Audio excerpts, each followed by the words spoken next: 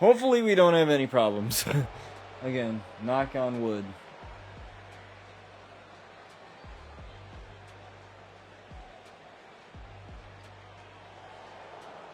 Big Nasty coming out here. Hopefully we don't have any issues. I'm praying and I'm hoping here, but you can only pray so much when it comes to technology, unfortunately.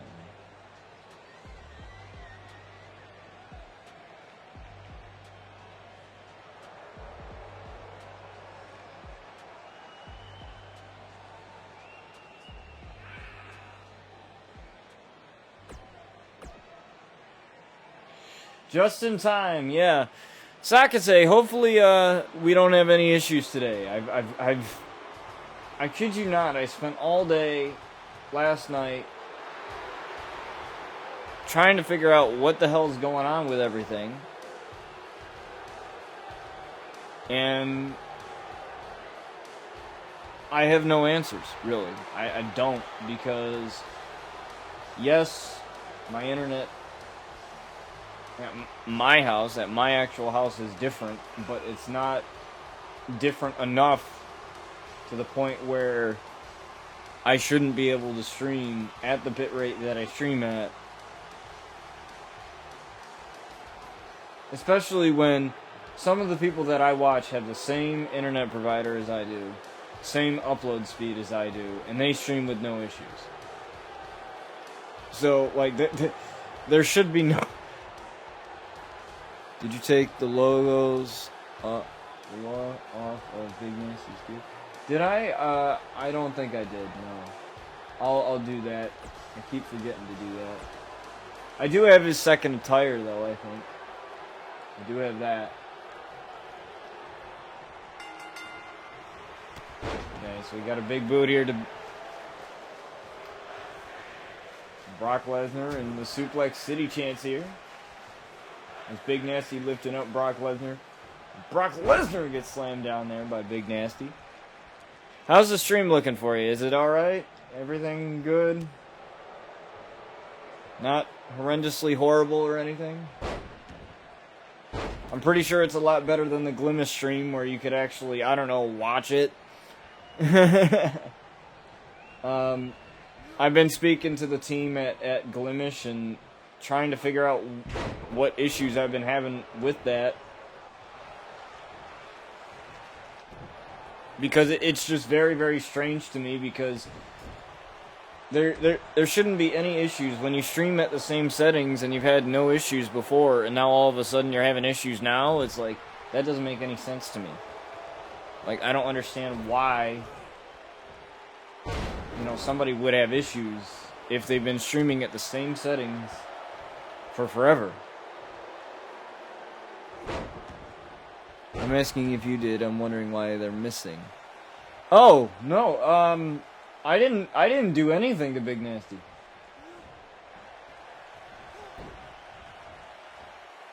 So I don't know if there was like a image corruption or what there was, but I don't know. I could always make something more better for him anyway. So, you know, I could always make an attire that's better for him anyway, you know, because I do all the logos for my stuff, so I could always do that. You know, if you want me to do that and just create something, I guess, more unique for him.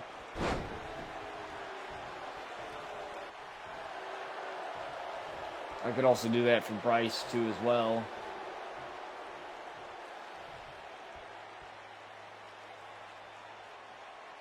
You know, because sometimes I like to help out other people by making their wrestlers kind of have a little bit more pizzazz. And, you know, something that makes their wrestlers uniquely them. Big Nasty firing off with a right hand here. Big Nasty with a drop kick. Big man with the drop kick there. Pulling a Braun Strowman there. You wouldn't think a big man like Big Nasty would be able to hit a drop kick like that. A nasty splash in the corner. Many variations of the nasty splash. There's a roll up here on Brock Lesnar. And a kick out at 2.5 here from Brock Lesnar. Mind you, Lance Archer had lost to Brock Lesnar. So if Big Nasty wins, he'll get the upper hand here at least have that thing to brag to Lance about is I beat Brock Lesnar and you didn't. So he'll have that.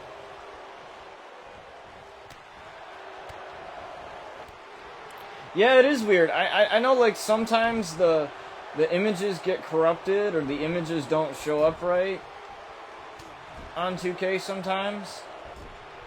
Or it might just be because the lettering or something, because it's not an actual image, you probably just did the lettering and that was it. But it's weird how it just got rid of it without me doing anything. But I'll make something for him anyway. That'll be... I'll probably end up, you know... I'll keep the second attire with him not having the singlet on. And I'll probably just make something better for him. For an attire. There's a senton here on Brock Lesnar.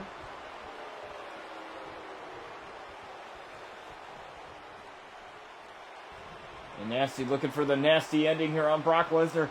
As he lands the big nasty ending on Brock Lesnar. 1, 2, and a kick out here from Brock Lesnar. Brock Lesnar got the shoulder up at 2.5. And he's called the Beast for a reason.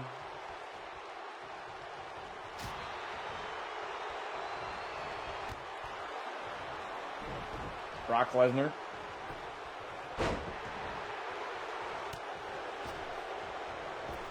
Brock Lesnar easily being able to Irish whip Big Nasty there. And this is the first time I have ever seen Brock Lesnar possibly be considered the underdog in this match. Because look at the size of Big Nasty. I mean, Brock's a big man himself, but, you know, Big Nasty is a whole new breed of man here.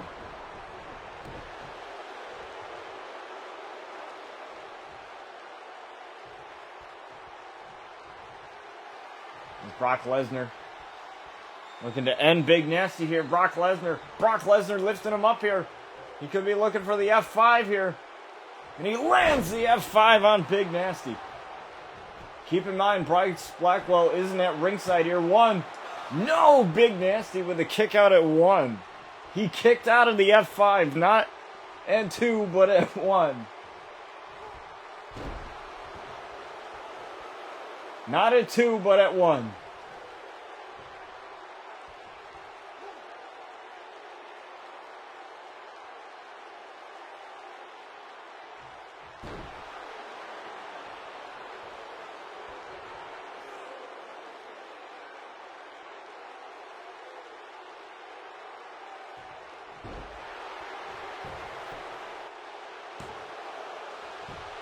A lackluster cover there, a little bit of disrespect there being shown by Brock Lesnar. And when you don't take Big Nasty seriously, that is a bad idea. That is a bad idea. Any of the Blackwells, if you disrespect them, that is a bad idea. It's the same with the Outlaws. You know, the Outlaws are the same way. You know, you disrespect them.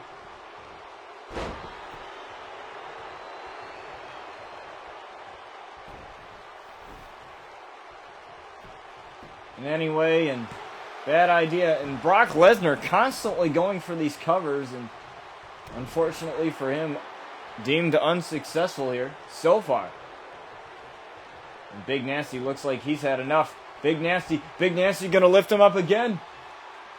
Big Nasty for the nasty ending on a Brock Lesnar. Another nasty ending. 1, 2, 3, and Big Nasty able to get the victory here. And like I said, Lance Archer wasn't able to get the victory over Brock Lesnar, despite causing a lot of carnage here. And Lance Archer running in here on Big Nasty. Clothesline from behind here onto Big Nasty. And I guess we can say that the match for RCW Vengeance is official here. As a choke slam here coming up onto Big Nasty as he goes down with a choke slam.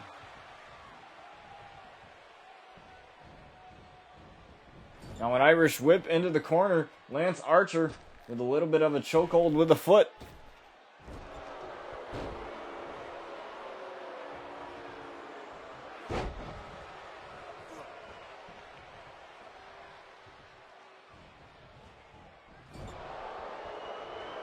And all but Big Nasty fighting back. Big Nasty with a couple of shoulder tackles in the corner. And Big Nasty so far standing tall. Big Nasty, oh my, dropping Lance Archer now. Again, Big Nasty fighting back here. We will see these two go at it. One-on-one.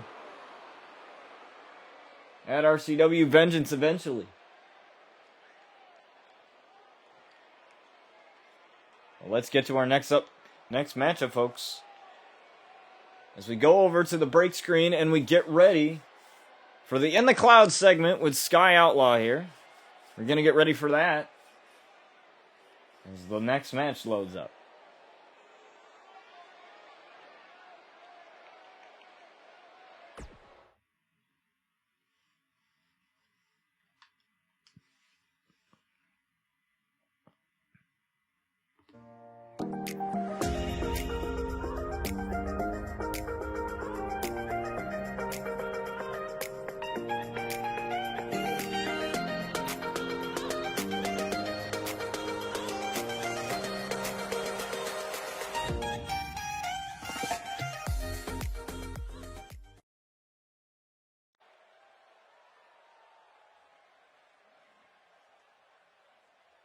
It appears she has Chris Danger with her.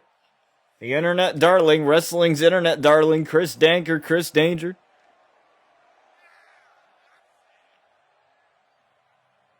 Now that's a little uncalled for. Looks like Sky didn't take that too kindly.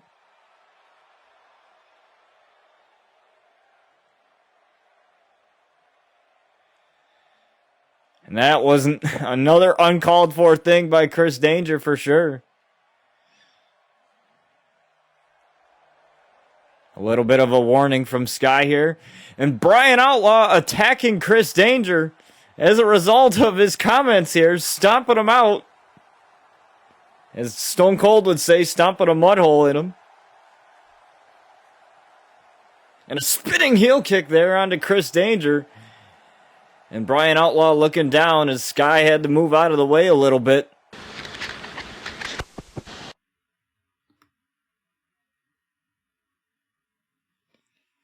And now we're going to get to our next matchup, folks. It's the Ultimo Dragons, the tag team champions, versus Cody Rhodes and Kenny Omega. Now this should be interesting here because tonight we will have a 5-man elimination matchup, and that match is a number 1 contenders matchup, and there are 5 members of different tag teams here in RCW that will face off in that match, and the winner of that match will go on to face the Ultimo Dragons for the titles at Vengeance. So that'll be huge. As to what that match is, we don't know quite yet. We do not know quite yet. However,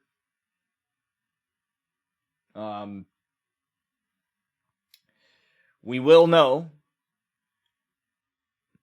as Vengeance gets closer. We are about, 4 episodes away, or 3, if you don't count Vengeance.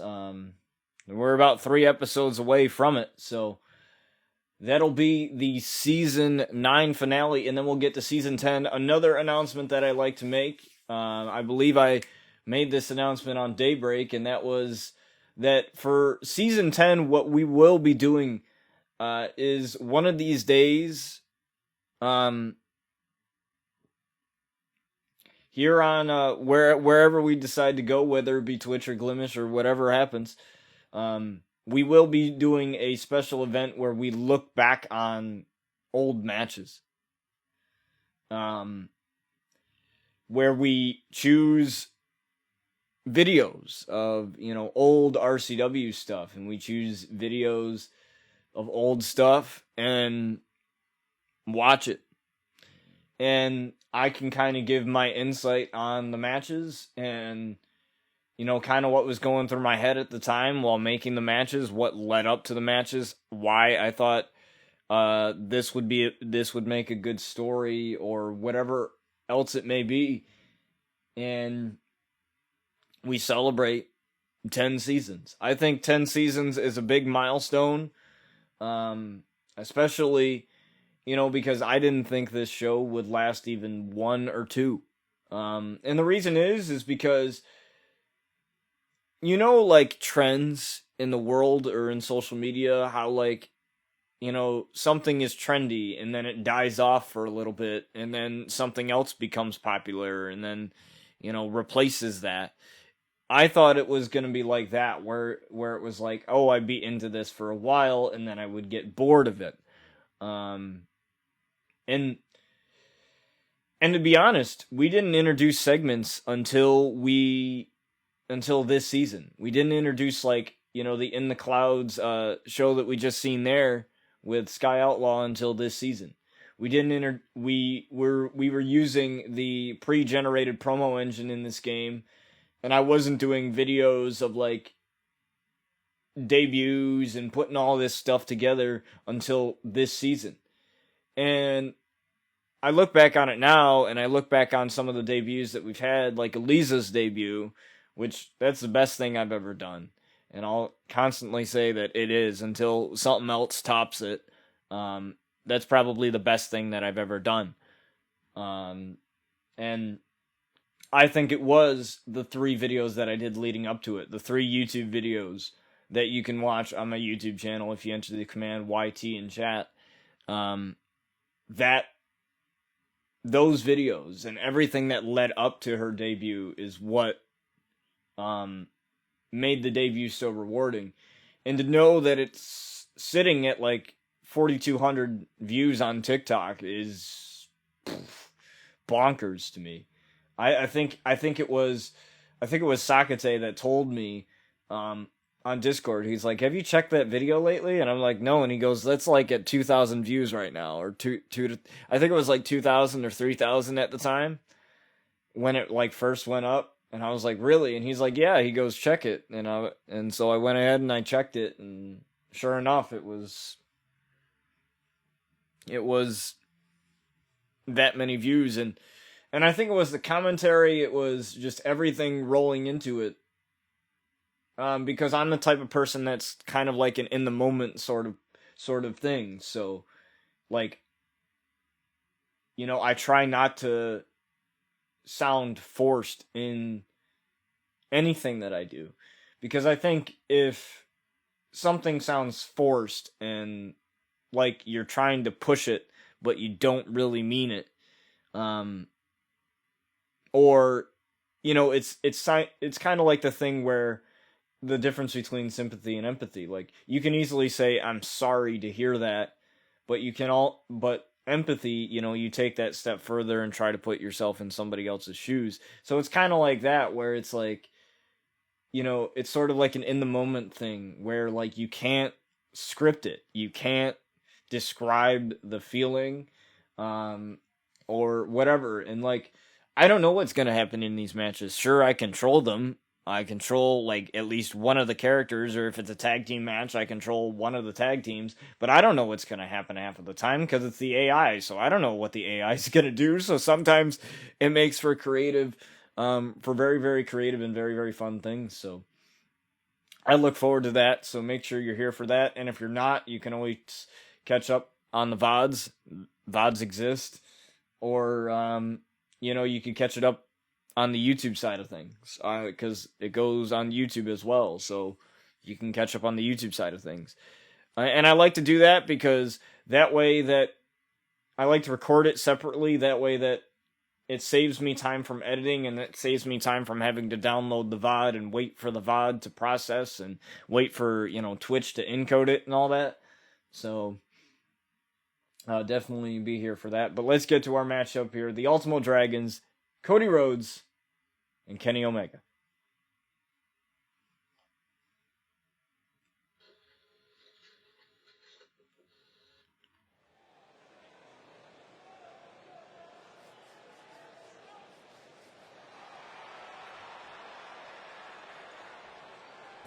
Here they are, the RCW Tag Team Champions. And by the way, Sakate, if you're still in here, I know that you were talking about having a pay-per-view for your show and stuff like that.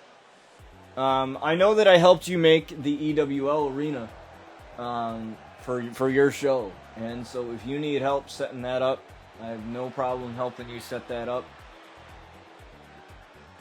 We can come up with a name for it, logo, and everything else. I know you wanted something called like Tournament Season, but I think I got a few ideas that that you might be interested in.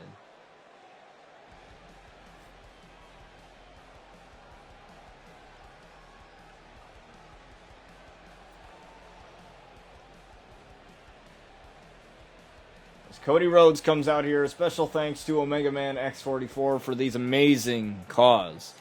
The amazing work that he does on these CAWs, and Iconic 2K, as well as who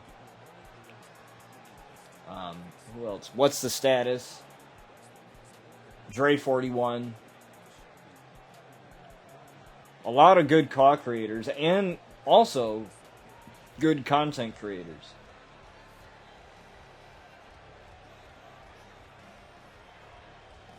And I think the thing that differentiates wrestling content creators from any other, content creator on YouTube or Twitch or whatever platform they decide to put themselves on is like Universe Mode, even though it's a mode that has been,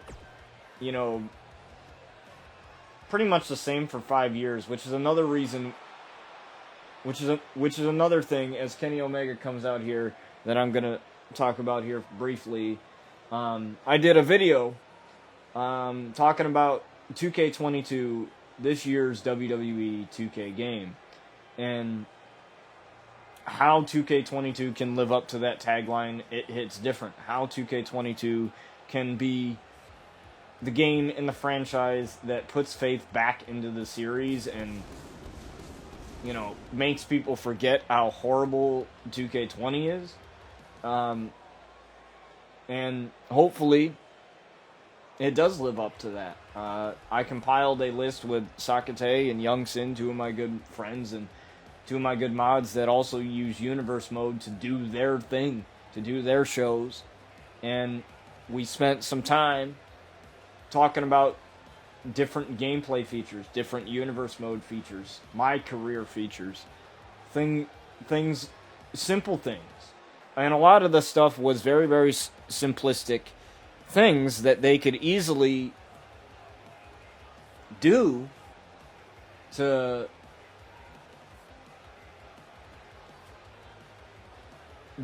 make the game just more fun and more, I guess, rewarding. And Universe Mode was one of those modes where I spent a lot of time. That video is about an hour long, and I apologize for how long it is. But the reason why was because I wanted to take the time to kind of explain just things that they could do to make the game better in terms of content creation. Because Universe Mode is the mode that I primarily use in this game. Obviously, RCW has been going on for 3 years, so normally, if RCW and all this stuff that I've done for the past 3 years as far as content goes, that includes RCW and my YouTube channel and everything else that I've done. Everything else that I've done, like the Outriders thing with Luna Outlaw and the Sky Outlaw backstory and everything else, all of that is bridged off of wrestling. All of that has started off with 2K. So, it's crazy to say, but without 2K, I wouldn't have all of this content and everything else that I'm doing. And so I wanted to take the time to really explain, because some people, when they do videos like that, they're kind of just like, and this is not to bash anybody specifically, but, some people, when they talk about, stuff that they want in the game, they don't really explain it well. They're just like, do it well, or do it good, or make it good. And they're like, well, how would you make it good? Like, what would you add to it if you were, you know, a developer for the game? And a lot of the stuff that I went over in that video is just small little things that they could easily implement. Some of them are big. Some of them are like pipe dreams, as I referred to them as in the video, which means like a long shot. But like, at least for 2K22. But I was talking about like the series overall, like what could improve the series overall, not just 2K22, but having them use that tagline, "It hits different," presented an opportunity to where I could be like, okay, if you really want to hit different, and you really want to come out with a bang this year for 2K22, then this is how you can do it. And I kind of just went over with it, and I hope that you guys check out that video, and I hope to talk to you guys more about that. And hopefully we get some really good features to utilize in 2K22. And within the next coming months, we should be getting more information, and as more information comes out, I'll probably make more videos. So, you know, expect more of that stuff. As a standing moonsault there from Drago. He's going to take Kenny. He looks like he's going to take Kenny right to his corner here. And he does that. Throwing him away a little bit. It's Drago with a drop kick from the top. Beautifully done there.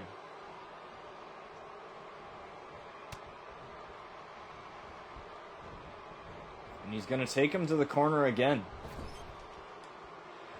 And they're looking to finish this here. Wow, what a drop kick. As I believe it was Drago that was holding Kenny Omega still. But they still didn't go for the cover, though. And that allowed Kenny Omega to take advantage. And now Kenny Omega going to probably use the one-winged angel here on Dragon. As he hooks it up, the one-winged angel on Dragon here. Into the pin combination. One. No kick out. And usually, nobody kicks out of the one-winged angel. Very rarely does somebody kick out of that.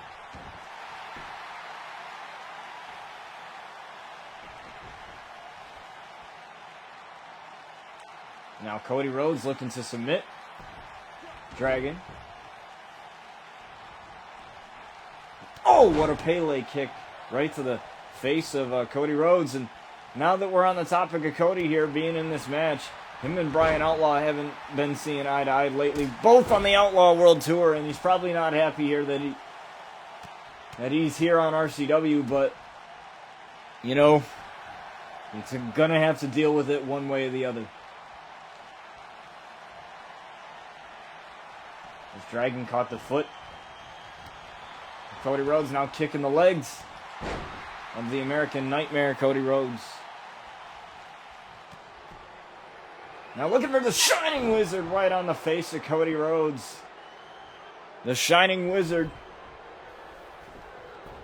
Well done by Dragon. Now looking for the win here as he goes for the pin.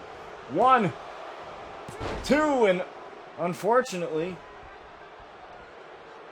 Kenny Omega broke up that pin for them, but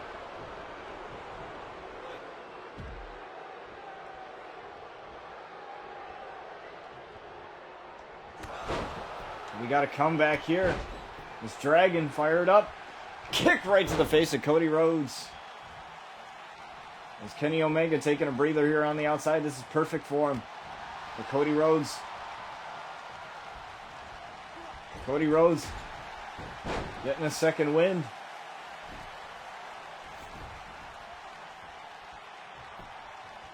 Cody Rhodes with the cover. 1.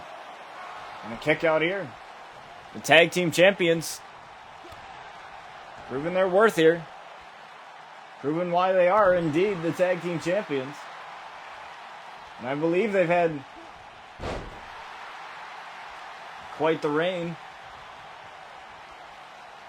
Not too sure if they've had the longest one, but have to check that. That might be the Outlaws, but DDT is Dragon looking for the hot tag, but Cody Rhodes found him. Now Cody Rhodes in the driver's seat now. Cody Rhodes, the muscle buster there. Off to the top rope.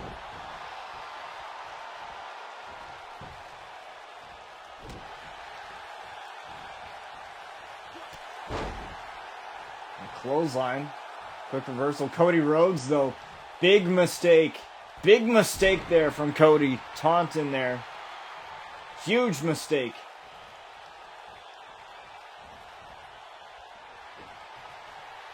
And he tried for the crossroads. Both men going back and forth. Drop kick. Dragon might have to make the hot tag, and he does. He gets the hot tag just in time. Getting the hot tag as Drago comes in. Again, Cody Rhodes right there to meet him. Tag. Or I think it was a tag there, maybe not. It looked like one. Maybe the referee didn't quite see that. Surprised Kenny Omega didn't tag in there right off of Cody in a crossbody from the second rope there. They're trying for that kick, but no. Cody Rhodes. Oh, what a kick to the midsection from Drago. Oh, and a cutter there, bringing down Cody Rhodes. Another kick to the leg now. Oh, holding his knee is Cody Rhodes. In a little bit of trouble. SOS. One. And nobody able to stop Kenny Omega. And the match still continues. Unfortunately, Dragon was on the outside, unable to prevent Kenny Omega from breaking up that pin and kick out at one. Cody Rhodes has yet to hit the crossroads at least once in this match. What a zigzag. Good job keeping Cody Rhodes in. You don't want the fresh man and Kenny Omega to get in this match. Tag the Dragon.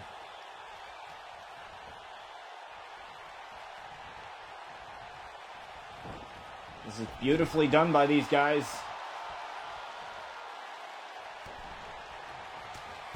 And now Dragon. Uh-oh. I think I've seen him hit this before. As he charges in with a drive-by right on Cody Rhodes. Could that be the end of Cody? 2, 3, and it is as the Ultimo Dragons get the victory. Beautifully done there from Drago to stop Kenny Omega from breaking up that pin, and the tag team champions continue their momentum heading into Vengeance, but they have to be watching closely tonight to figure out who their opponents will be. We have MSK in that matchup. We have 3D in that matchup. So those are two decorated tag teams right there. I could end up facing them for the tag team titles.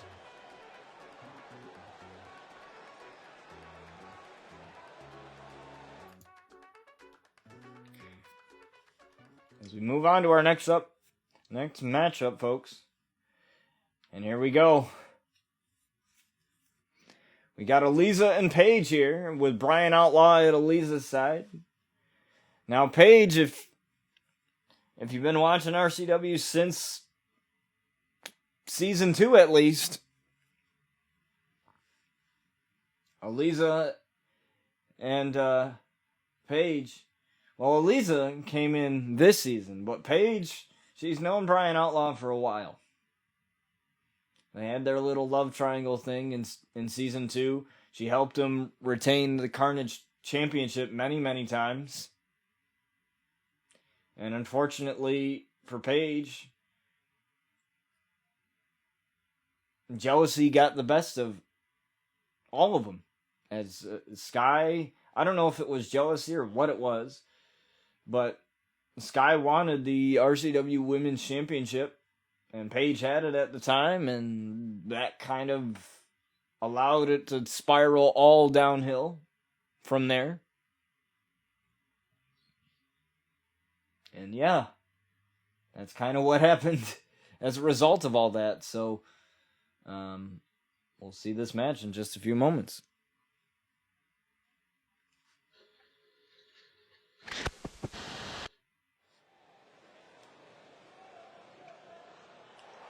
As Älisa comes out here. And by the way, Sakate, if you need somebody to guest commentate, I'm now in a position where I can be a little bit more loud, I guess. A little bit more loud and energetic now. So, if you need somebody to commentate either for Boston Blitz as a guest commentator or the EWL again, I'd love to do that. That'd be extremely fun.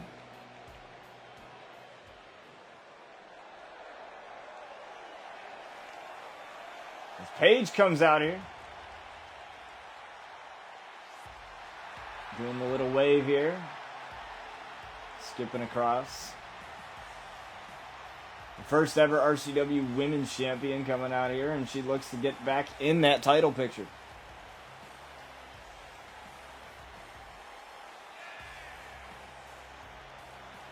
Our main event tonight, Roman Reigns will be defending the Ravage Championship, newly crowned Ravage Champion after beating Cesaro. And Cesaro told me that he will challenge for that title on Monday. So he will challenge for that title on Monday at daybreak, so be prepared for that.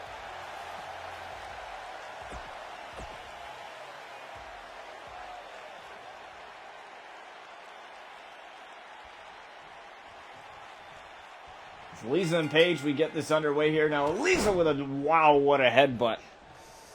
What a headbutt to start that off. As Paige gets Irish whipped into the corner here. Oh, what was Älisa doing there? I'm not too sure what she was trying to do there. And a tilt-a-whirl DDT from the second rope there.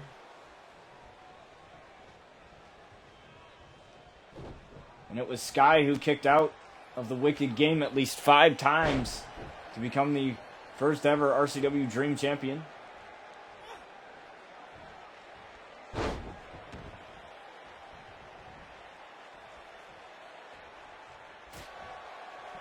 Oh, and what a kick. What a roundhouse kick there.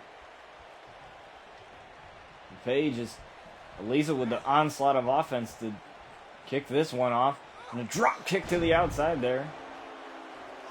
Sending Paige down, and crowd definitely not liking this. Wonder if Brian Outlaw is going to get involved in this matchup. Oh, but a spinning bear back fist there from Paige. And an inverted DDT right on the outside. Underneath that floor is concrete, so it's very unforgiving as a metal barricade there. Irish whip into that metal barricade. And again, very unforgiving out here. Granted, it still hurts in the ring, but, you know, nothing hurts worse than being slammed right onto concrete.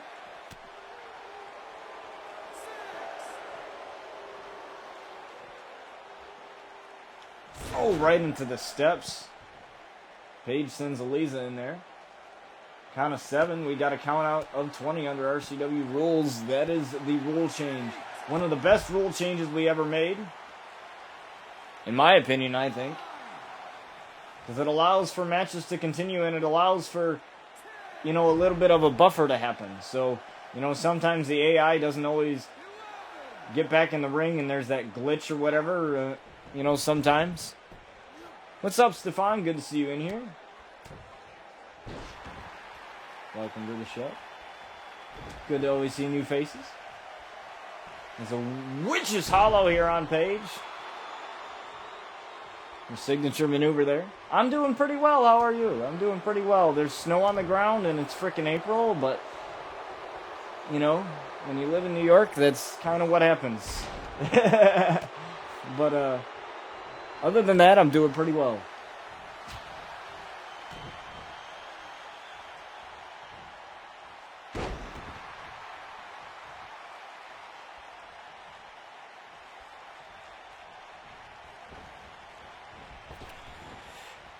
16th episode of the 9th season, yes. This show itself had started in 2018, so the show itself has been going on for about 3 to 4 years now. It'll be 4 years, August 21st of 2021. And because of this show, we've been able to start off a new show, RCW Daybreak.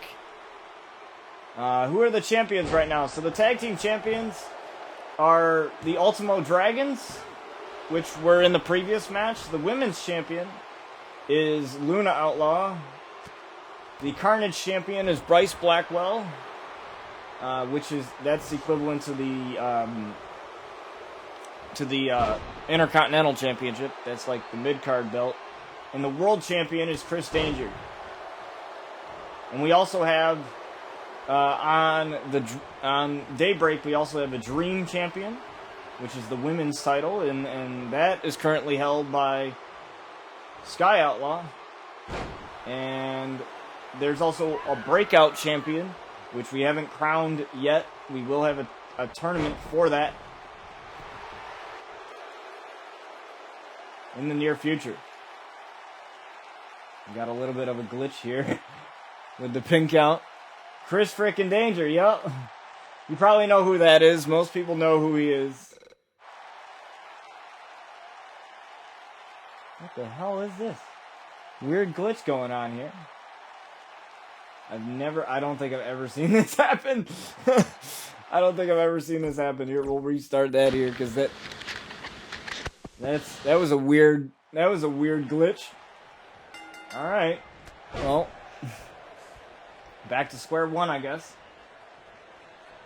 Yep, Chris Danger. Chris Danger is he beat Ricochet for that. Yeah, I've never seen that glitch happen. I've seen a lot of glitches happen, but not that one. Yeah, we also have another show coming up.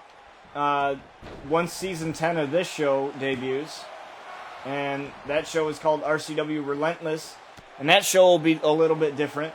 So that show will not have any new titles. But that show will change the landscape of every single RCW show that we have. That show will be mostly all hardcore matches.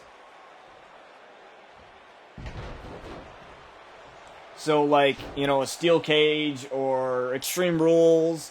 And basically, most titles will be on the line per episode. Not all titles will be. Thanks for the follow. I appreciate it. We're in between alerts right now. There are no alerts right now. I got to get those fixed up. But once those get fixed, those will be in there. Yeah, basically the Attitude Era. Yeah, in a way. And that show will also have 20 episodes a season. So every show that we have here will have 20 episodes a season with 2 pay-per-views a season. And all the pay-per-views will be shared. So Vengeance is the last episode of this season, episode 20, which is the season finale. And that'll be Daybreak's first pay-per-view. And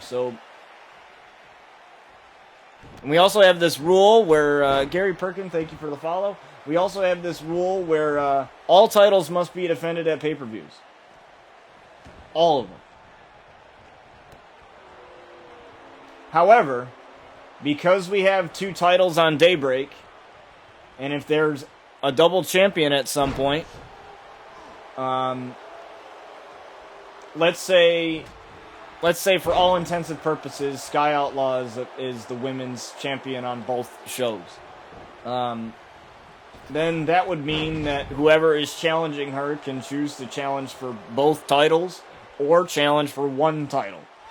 And she'll just defend that title. That way, because unfortunately with 2K19, there's only 7 matches, and we have 7 titles. And I don't like to have all 7 titles be on the line, like have all matches be title matches. I like there to be some rivalry matches, and not to have every match be a title match.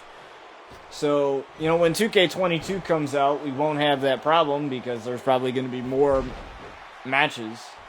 So we'll probably just have more matches per pay-per-views. Is Brian Outlaw getting involved here?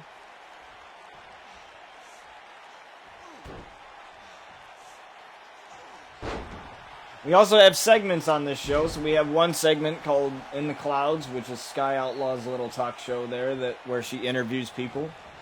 Sometimes we have little promos here, and we don't use the promo engine.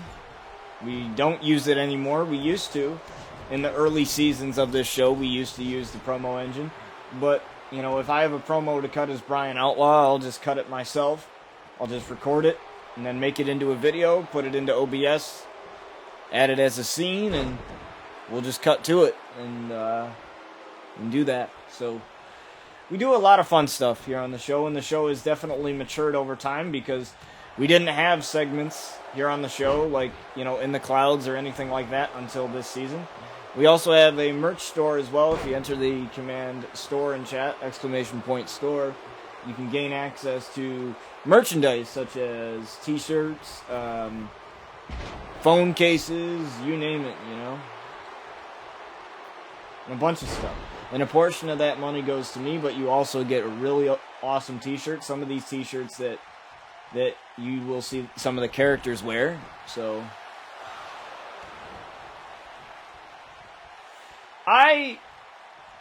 the thing is, I'm not much of a My Career player person, like the traditional My Career. I like to do exhibition and do my own stuff.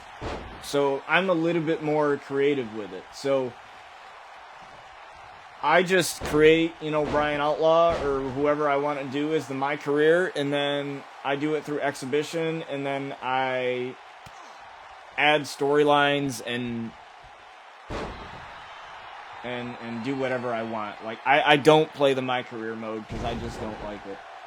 I think it's just too limited.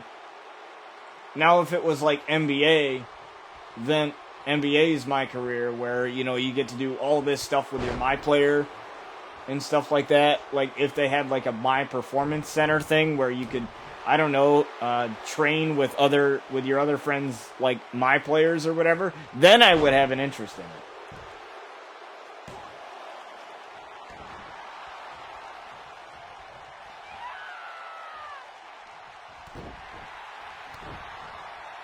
Then I would have an interest in it, but I just don't.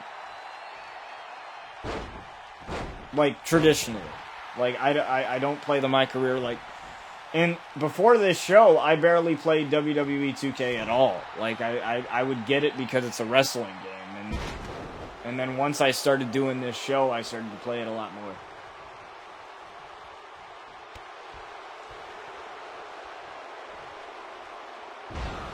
As the Witch's Hollow gets hit on Paige again. But a little bit of history for you guys. So when I started RCW, this show right here, when I started it, I didn't know it was going to last as long as it did. Originally, the first season is only 6 episodes long. And then after a while, as the Wicked Game gets hit here on Paige, and then after a while, I decided, you know, let's do it. I really have basic cause too. I make logos for my cause, but in terms of like faces and stuff like that, I don't do all the facial morphs and stuff like that. Where my thing comes into is the creative backstory. So like all of my cause that I've created, like that I have created myself, I have an extensive backstory for them. And, you know, and everything, and why they are the way they are, and things like that. And all of that kind of plays out into their actual character. I use this app called Social Dummy, and it's this app that you can get on the iPhone, and you basically can make, you know, Twitter and WhatsApp and social media and stuff, and I use that app to create, like, tweets for the wrestlers and stuff like that, and just to make it a little bit more, like, immersive like an actual, you know, wrestling show. Anything that I can do to make it a little bit more immersive and more fun.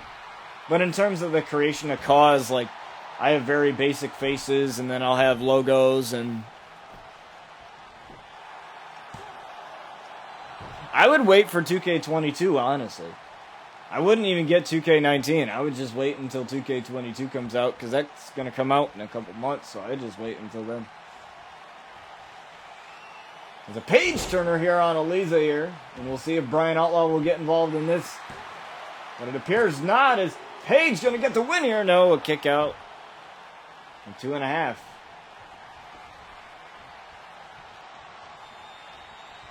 Now Paige looking for the rampage, but Älisa turning that around.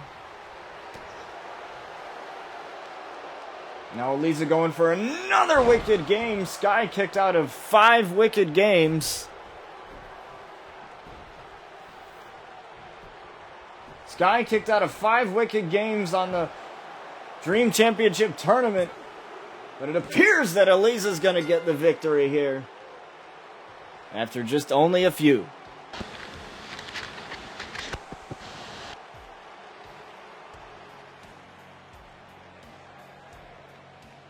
And Älisa gets the victory despite Brian Outlaw not helping out too much. There was a couple times where he helped out. But, you know, that's his girlfriend right there, so, you know, he's willing to do anything to please her, so. Fortunately for her, she was able to get the win without much help. And she has yet to have her first pay-per-view match and her first championship match. She will not have a match at Vengeance, but I'm pretty sure she'll be watching closely as her friend Luna Outlaw will be defending her championship against Asuka after Asuka won the #1 contendership for that. And she'll be in that. So we'll see what happens in that. So let's get to our next matchup, folks, as we go over to the break screen yet again.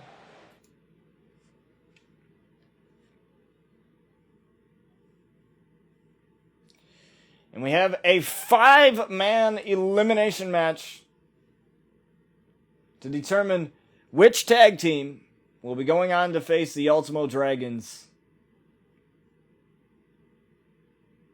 at Vengeance. Now we have Bubba Ray Dudley to represent 3D.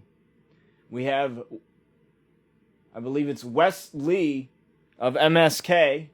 We have Penta El Zero for the Lucha Bros, and we have Matt Jackson for the Young Bucks, and Ortiz for Proud and Powerful. And we'll find out who's going to face the Ultimo Dragons at Vengeance. And I have to say, if the Dudley boys end up winning here, I could see it being a TLC match. Or, you know, something very extreme, because I know how they are. I had the pleasure of meeting Devon Dudley, one of the nicest dudes I've ever met in my life. He was pretty cool. I had the pleasure of meeting him. He was a cool dude. I've met a lot of wrestlers over the years. I've spoken to a lot of them. I know Butcher and the Blade, who are in AEW. I know those guys. I met those guys before they were famous. You know, before they hit the big time in AEW. I've met Cody Deaner, who works at Impact now. He works at Impact, and he's in a faction with Eric Young. I've met so many wrestlers. I've talked to Rosemary before. I have talked to Deonna Purrazzo, who is the Knockouts champion at Impact. A lot of wrestlers I've had interactions with.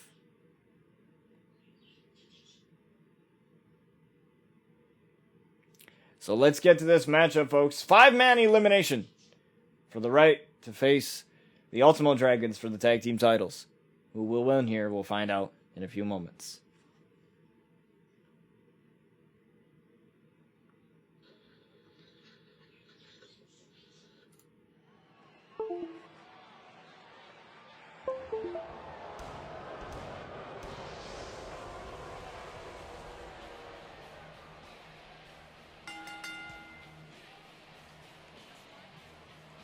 Bubba Ray Dudley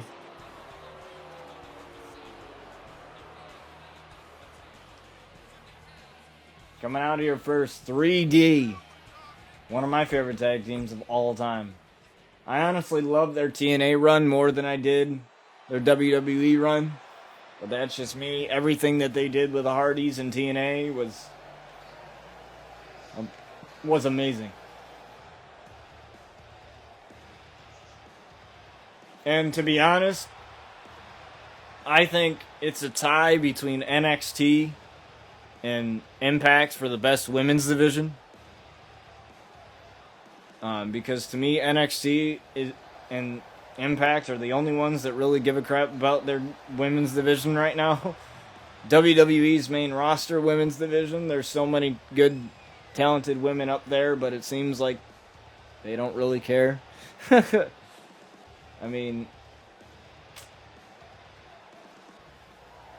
that's WWE for you, but hopefully here at RCW, we actually try and entertain you for an hour and a half, or how long it may be.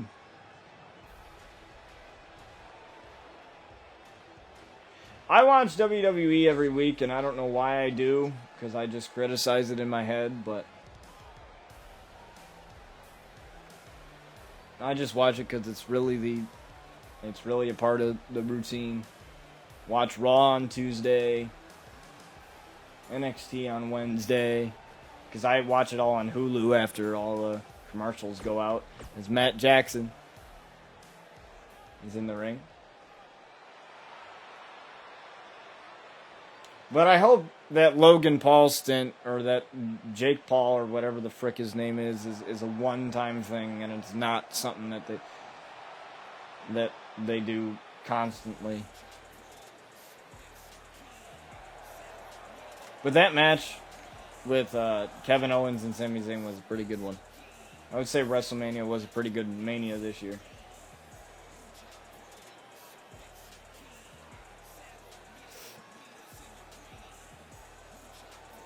I personally enjoyed Night 1 a lot more than I enjoyed Night 2, but I'm actually happy that they split it up into 2 nights, and I hope they continue to do that, because I think it's just more beneficial than the 7-hour WrestleMania. You know, because nobody in their right mind would stay up 7 hours to watch a Mania. I tried to do it for Mania 35, and I ended up falling asleep.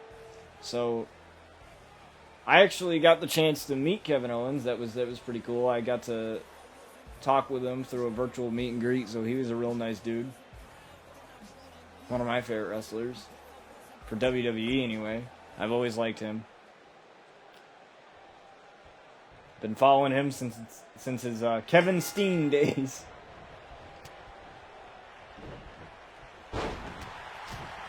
Let's get this match underway here, folks, as we have Bubba Ray Dudley taking out Ortiz of Proud and Powerful.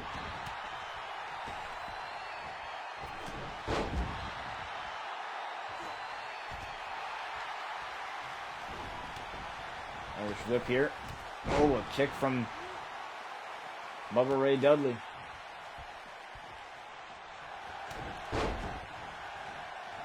All pinfalls have to happen in the ring, though. That's the difference, but it's an elimination match, so nobody's going to stop you from pinning who, you know, so there might be some allies. Here's a Vader bomb here from Bubba Ray Dudley. The Young Bucks have already been tag team champions at least once. Matt Jackson would love to get back in that picture with his brother Nick.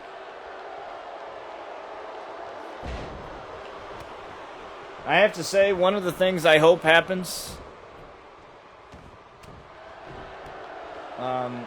is that Samoa Joe goes to AEW. Like, that's somebody that I would love to see in AEW, because that guy is freaking amazing. He was great in TNA, great in WWE.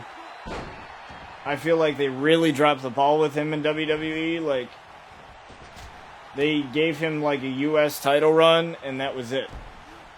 He should have beat Brock Lesnar. He should have beat AJ Styles in that rivalry. He should have been world champion at some point, because he was the top heel of that, one of the top heels of the company at the time.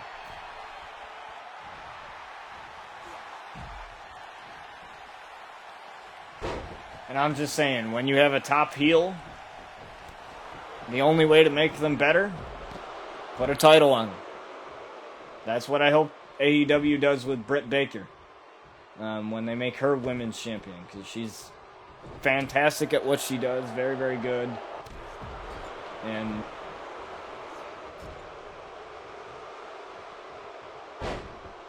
I just like AEW because of just, to me, I feel like it's more rewarding to watch than to watch Raw every Monday. Like, I love SmackDown. I think what they're doing with SmackDown is great. But, like, just to see so many missed opportunities with people, like, you know, Liv Morgan, and, you know, there's so many people that WWE just doesn't care to have in the big picture. And I'm not saying that everybody needs to be in the title picture, or everybody needs a push, but there are just some people that are just wasted potential there, you know? And, like, and granted, AEW doesn't do everything right, but I'm a big storytelling guy. So I'd rather have good build and good story. Tell me a good story. I don't care, like, about everything else. Like, wrestling to me should be secondary. Like, you can have a great match, but if it has no story to it, then what's the point in me watching it, right? You know, like, what's the point in me, you know, being excited for this match if it doesn't have any story, you know? So, the thing that they did with Shawn Spears in AEW is a perfect example. They had him and MJF, like, gamble, quote-unquote gamble, in matches where they were, like, in the crowd, and they would, you know, bet on matches, and then everybody was complaining, well, they're not doing anything with Shawn Spears, formerly Ty Dillinger of WWE. They're not doing anything with him. And then all of a sudden he joins the Pinnacle, which is MJF's faction.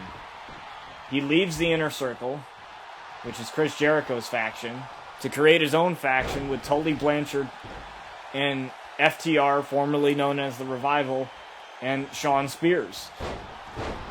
And MJF is 24 years old, possibly the greatest heel in that company right now, because, you know, AEW is young, and so what better way to do that than to get some veterans like Jon Moxley, get some veterans like Chris Jericho, and put over these young superstars, so long after they're gone, long after the veterans are gone and retired and laced up their boots, AEW has these new stars that people know who they are. Because, you know, the biggest problem with AEW is, besides their women's division, is that not everybody watches the indies. Not everybody, you know, watches the you know, the $5 wrestling shows, or the pay-per-views, as they would call it. So, like, some people don't know who these wrestlers are because of that.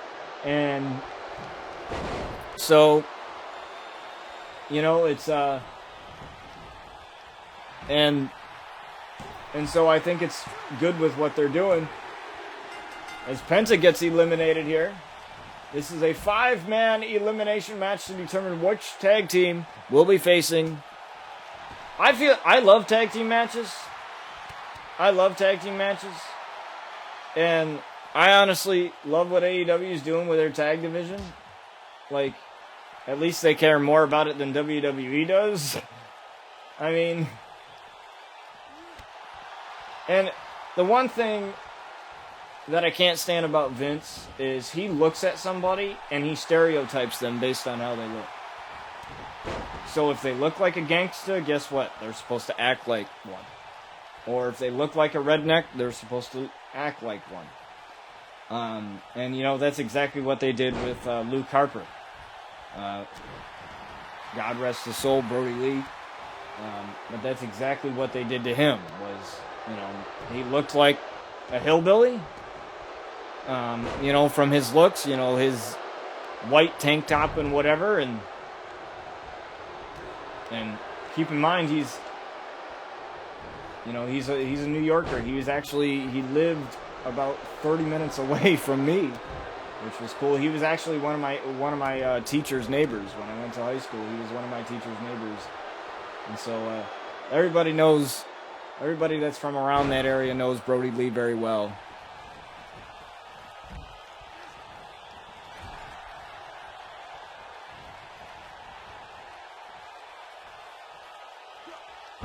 I just think WWE is, to me, is absolute garbage besides Raw, or besides NXT and SmackDown. Everything else they do is just absolute garbage. Like, everything on Raw is just god-awful. Like, Drew McIntyre losing to The Miz was garbage. Like, that entire thing was just awful. Just to have Miz lose it to Bobby Lashley when they could have had Bobby Lashley versus Drew McIntyre for the WWE title, which they did have it at WrestleMania, but they could have had it where Bobby Lashley won the title at WrestleMania. Like, to me, that would have been better versus what they did. I mean, there's too many times where WWE just is like, because in my head, when I'm watching it, I think of how I would book it. And most of the time, how I would book it ends up being the most entertaining. Not to toot my own horn, but as Ortiz gets eliminated here, but not to toot my own horn, but yeah, I could book a 3 hour, most of my streams last an hour and 30 minutes. My longest pay-per-view was 2.5 hours. And to me, I can book a more entertaining show and through a video game than Vince could do in his entire life. Like, honestly. And to me, it's because I'm young, and it's because I know what wrestling fans want, and that's why I think Tony Khan is very successful, and that's why I think AEW will flourish for as long as it has. You know, you have somebody who's young, who's in touch with. Because my biggest issue with wrestling, just in general, is, but WWE does this more than any other promotion, is that WWE, Vince tries to decide what worked then, and he tries to see if it works today. So he tries to take what worked in the Attitude Era, or in the past, or in the 80s and 90s, and tries to see how it works today. And you can't do that. You can't take something from the 90s, or you can't take aspects of the 90s and 80s and modernize them and expect them to work. In today's day and age, with today's audience, you know, it's just not going to work anymore. Like, everybody knows that wrestling isn't real, so trying to keep kayfabe and trying to do all this bullcrap to try and make it seem like it is real and everything else like Vince tries to do is pointless. Like, we all know that Seth Rollins in real life isn't Seth Rollins in the ring. Like, we all know that. So, like, as Matt Jackson gets eliminated, and it's Wes Lee of MSK.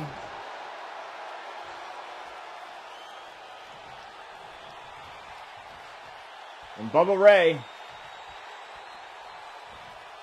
It's Wes Lee. My God, what a kick there. And MSK.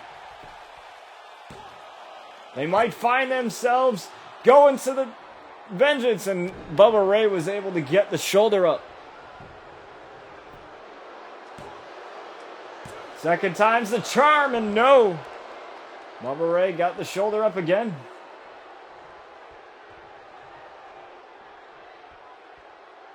But that's my whole entire spiel on it.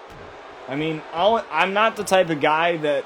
I'm not like every other wrestling fan Natalia, thank you for the raid. I appreciate it. I'm sorry that there are no alerts right now, but I appreciate the raid nonetheless.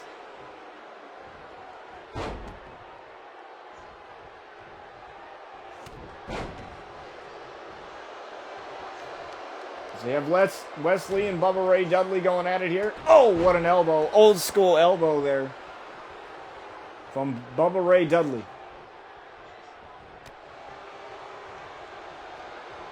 And that busted Wesley wide open. Oh, what another kick there. Beautiful kick from Bubba Ray. A lackluster cover. Disrespectful cover here from Bubba Ray. You know, kick out there.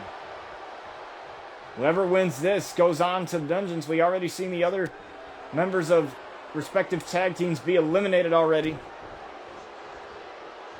And beautiful kick. Oh, and another one. Nice kick there from Wesley. And he's looking to do it again. MSK might be going to Vengeance here, but he's not going for the cover.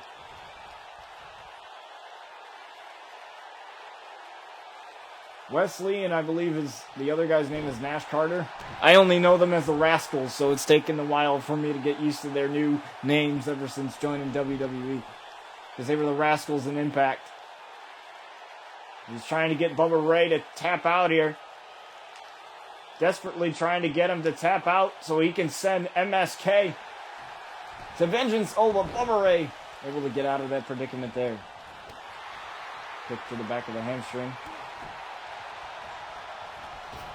Now, oh, and beautifully done by Wesley of MSK.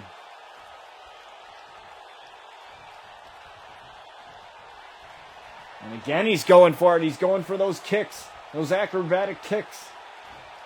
Bubba Ray Dudley, oh, but he moved. He got out of the way of that one.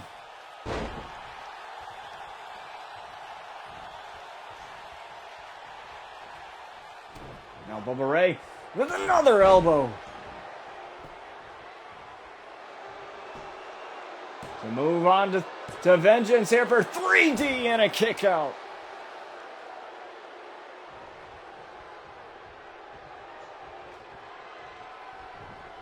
Now Bubba Ray looking to send 3D, him and his brother Devon, to Vengeance with that cutter. Is he going to send 3D to Vengeance to face the Ultimo Dragons? No, another kick out by Wesley.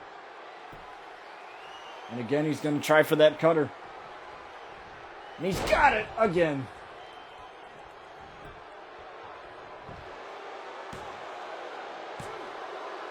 And again, Wesley with a kick out. Another kick out. Wesley still refusing to go down here.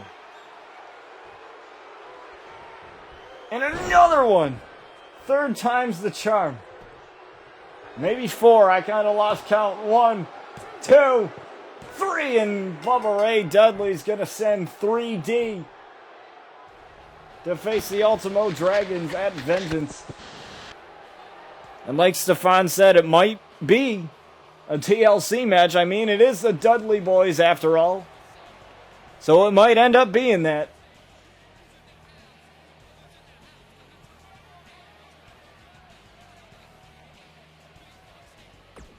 And we'll move on to our next matchup, folks, as we go over to the break screen yet again. Again, Natalia, thank you for the raid.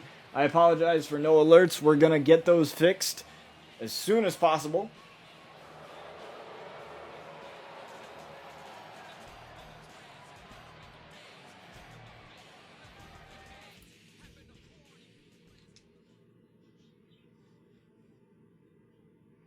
And oh, we have our main event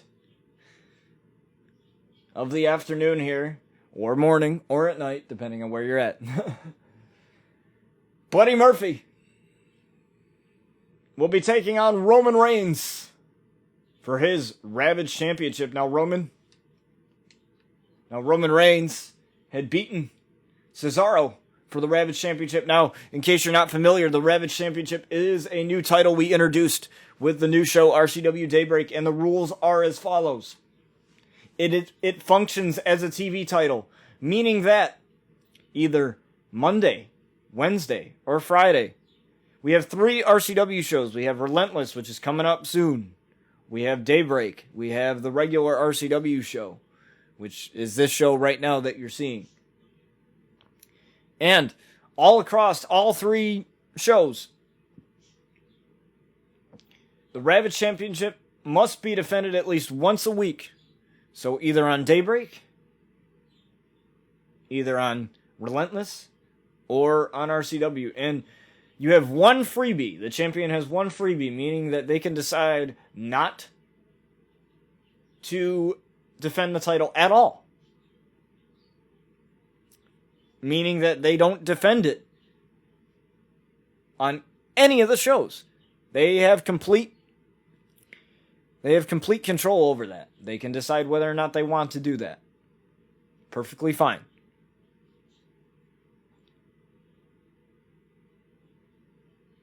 However, if they fail to defend the title, they will be forced to vacate it and a new champion will be crowned.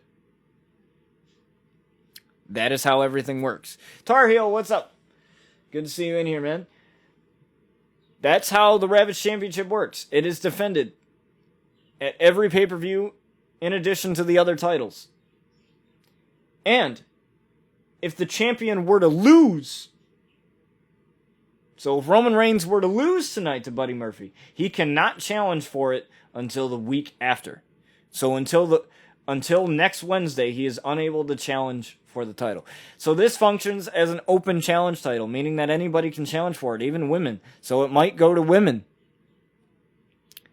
Let's say it's vacated and the title is vacated and women want to go for it, they can. We can switch it around a little bit. But Cesaro said that he will challenge for the title Monday on Daybreak. So he will challenge for that. But unfortunately for him, we will have the RCW Breakout Tournament on that day to crown the first Breakout Champion. So he will have to... But luckily for him, I penciled in a spot for him to defend the title. So before the tournament kicks off, we will have a match in which he will take on Roman Reigns for that title before the tournament. So we will have that. It'll be very, very special.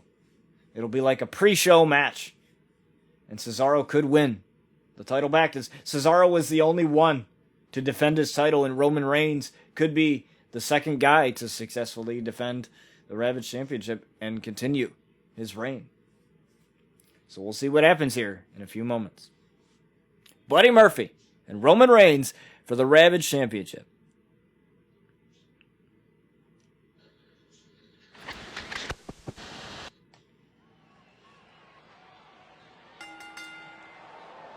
Here it is. Here it is. Buddy Murphy.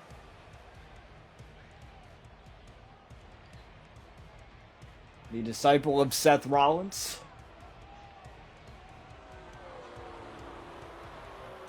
Buddy Murphy. Or the former disciple of Seth Rollins. That is. And Buddy Murphy knows exactly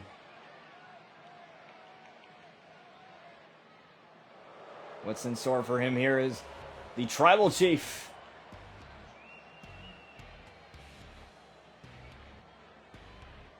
Roman Reigns carrying out that title.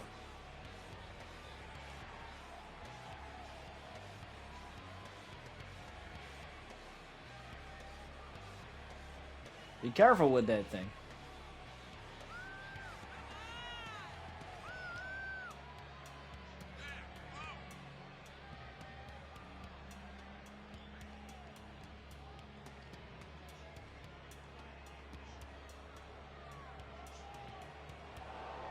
Be careful with it, Roman. It's a very, very special title. It's Roman Reigns and Buddy Murphy going to go head-to-head for this title here.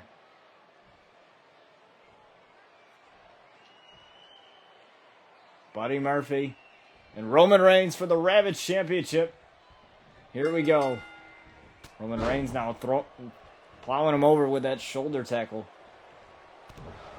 Now, definitely, Buddy Murphy is not going to outpower Roman Reigns. That's pretty much impossible here for Buddy Murphy to do, but he can use his speed and agility to wear down Roman, and that would be the best outlook for him in this match. Is a couple of right hands here to Buddy Murphy. A good smack right to the face of Buddy. Tried for the striking ability again. The quickness and a clothesline in the corner. And he's got Roman reeling.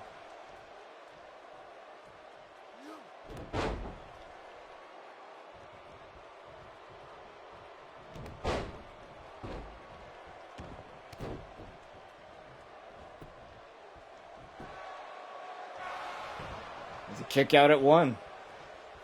Or not even a 1 count, really. It was 0.5 even. Irish whip into the ropes. Buddy Murphy with the drop down. Oh my, what a kick, sending Roman Reigns down to the canvas. And this is the first time we've seen Roman Reigns in this much trouble.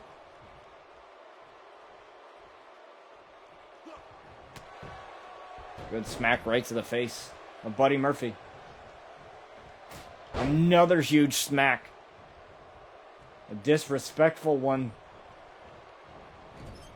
Roman Reigns charging in with a clothesline from behind. And going right after that leg with that elbow drop right to the leg. That's a primary target for Roman Reigns. As Roman Reigns rolling through with the power of Roman. Looking to retain the championship. 1 and a kick out. Oh, and another huge punch right to the side of the face. Buddy Murphy and a couple of right hands. Buddy Murphy, though. Buddy Murphy with a clothesline sending Roman Reigns down. And Buddy Murphy now going on the hand. And I believe that is the hand he uses for the Superman punch. I'm not too sure. Maybe he's got maybe the Infinity Gauntlet hand gives him more power. Who knows? Maybe it's like Thanos with all the Infinity Stones. Is Roman Reigns again taking advantage? Crowd not liking either of these guys here, but you know, it's kind of a, who do they hate more? Buddy Murphy or the Tribal Chief Roman Reigns? Heartbreaking for Cesaro losing the title, but Cesaro will be able to challenge for it again as soon as possible on Monday. And he could win it. And he could walk into Vengeance. As he could easily walk into Vengeance as the champ. But he still has a few episodes ahead of him before then. So, you know, he'll still have to retain it up until Vengeance. But, you know, if all goes well for him, Cesaro could end up being the champ, being the first champ that's going to defend the title at the pay-per-view. So, you know, that'll be a huge milestone for him. He was already the first champ to defend his title successfully. Daniel Bryan couldn't do it. Big Nasty couldn't do it. None of them could.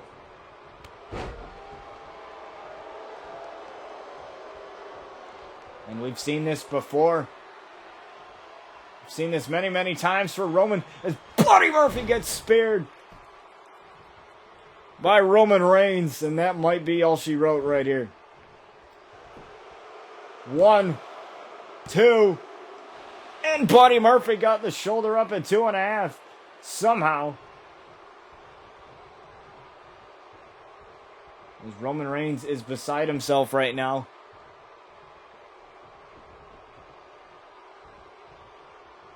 He's just really, really angry right now. He can't believe that Buddy Murphy didn't go down for that 3 count. Going right off the turnbuckle goes Roman. Oh, now Murphy.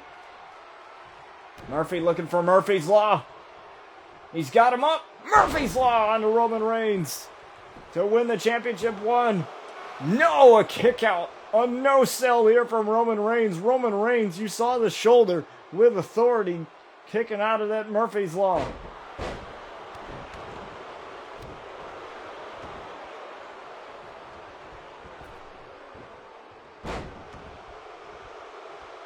Huge kick out for Roman Reigns. And these two just constantly going back and forth. Oh, another shot from Buddy Murphy to Roman Reigns, trying for a cutter. No, Roman Reigns running in and plowing him over.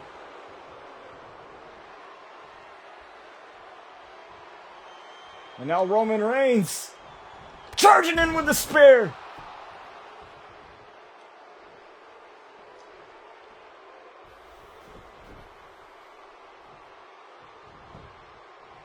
That's it. He's got to be done. 1, 2, 3, and Roman Reigns retains. Roman Reigns becomes the second man to retain his title successfully.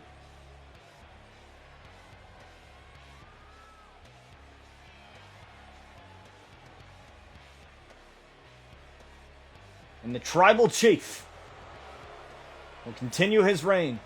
But what awaits him on the next episode of Daybreak is Cesaro. So next show will be on Monday. I won't be streaming on Friday, my scheduling day. I won't be streaming on Friday. Or I might. But I might stream something else. Who knows? But RCW will not be streamed on Friday. But maybe something else will be. Who knows? But I thank you guys for joining me as the Tribal Chief retains his title.